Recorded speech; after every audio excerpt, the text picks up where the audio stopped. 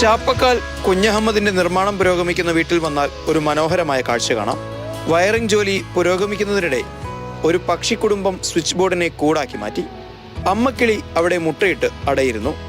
ഈ കാഴ്ച കണ്ട വീട്ടുടമയും കുടുംബവും പക്ഷിക്കുഞ്ഞുങ്ങൾ വളർന്നു വരുന്നതുവരെ വയറിംഗ് ജോലികൾ പൂർണ്ണമായി മാറ്റിവെച്ചു.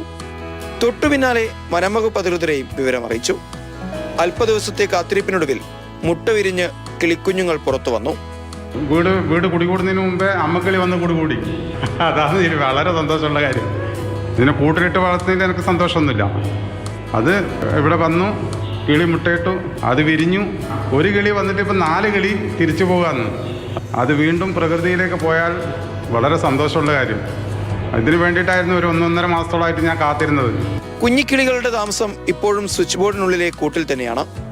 ഇടയ്ക്ക് അമ്മ പക്ഷി വന്ന് കുഞ്ഞിപ്പക്ഷികളുടെ വിശപ്പടക്കും, വീണ്ടും പറന്നകലും.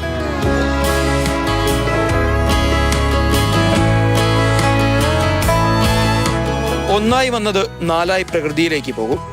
ഇതിൽ പരം എന്ത് സന്തോഷം വേണമെന്നാണ് കുഞ്ഞഹമ്മദിന്റെ കുടുംബം ചോദിക്കുന്നത്. മാതൃഭൂമി ന്യൂസ്, കാസർഗോഡ്. സാരംഗ് സുരേഷാണ് കാസർഗോഡ് നിന്നും നമ്മുടെ കൂടെയുള്ളത്. സാരംഗ്, വലിയൊരു നന്മയാണല്ലേ ചെയ്തത്? ശരിക്കും നമ്മൾ ഈ ദുബായ് ഭരണാധികാരിയുടെ കാര്യം കുറെ ലോകമെമ്പാടും കുറെ നാൾ മുമ്പ് സംസാരിച്ചതാണ്. ഇവിടുത്തെ കാര്യം തന്നെ, ഒരു വീട് പണി നടക്കുന്നു എന്ന് പറയുമ്പോൾ എത്രയും പെട്ടെന്ന് അത് തീർക്കുക, ആ പുതിയൊരു വീട്ടിലേക്ക് താമസിക്കുക എന്നുള്ളതൊക്കെ ആയിരിക്കും ഒരു പണി തുടങ്ങുമ്പോൾ എല്ലാവരുടെയും മനസ്സിലുള്ളത്. പക്ഷെ ഇവിടെ അങ്ങനെയല്ല.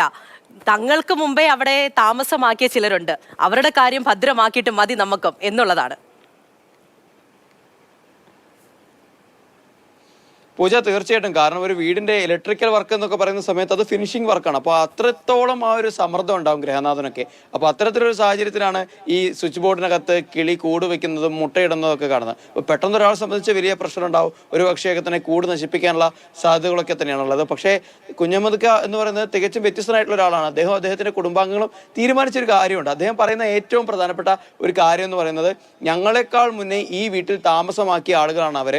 അപ്പോൾ അവർക്ക് അവരുടെ ജീവിതം മുന്നോട്ടേക്ക് കൊണ്ടുപോകാനുള്ള എല്ലാവിധ അവകാശങ്ങളുണ്ട്.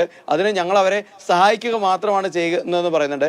ഏകദേശം 1.5 മാസക്കാലത്തോളമാണ് ഈ വീടിന്റെ ഫിനിഷിംഗ് വർക്ക് നിർത്തിവെച്ചത് എന്നുള്ളത് ആണ് ഏറ്റവും പ്രധാനപ്പെട്ട ഒരു കാര്യം. ആ ഒരു റൂമിലേക്ക് പൂർണ്ണമായിട്ട് വരാതെ വീടിന്റെ ചുറ്റുപാടുകളിലുള്ള വർക്കെല്ലാം എടുത്തു തീർത്തു.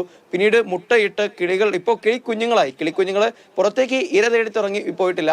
ഇപ്പോൾ അമ്മക്കിളിയും അതുപോലെ തന്നെ അച്ചക്കിളിയൊക്കെ തന്നെ ഇതുപോലെ ഇരകളൊക്കെ തന്നെ കൊണ്ടുവന്ന് അത് കഴിച്ചു തുടങ്ങിയിട്ടേ ഉള്ളൂ. പതിയെ പതിയെ പുറത്തേക്ക് ഇറങ്ങി തുടങ്ങിയതിനു ശേഷം മാത്രമേ ആ റൂമിനകത്തേക്ക് പോയിട്ട് മറ്റ് വർക്കുകളിലേക്ക് പോകാൻ കഴിയുള്ളൂ എന്നുള്ളൊരു കാര്യം പറയുന്നുണ്ട്. പക്ഷേ ആ വീട്ടുകാർ കാണിക്കുന്ന ഒരു മാതൃകയുണ്ട്. കാരണം കാസർഗോട്ടെ പാണത്തൂർ എന്ന് പറയുന്ന ഈ ഒരു പ്രദേശം എന്നൊക്കെ പറയുന്നത് മലയോരമാണ്.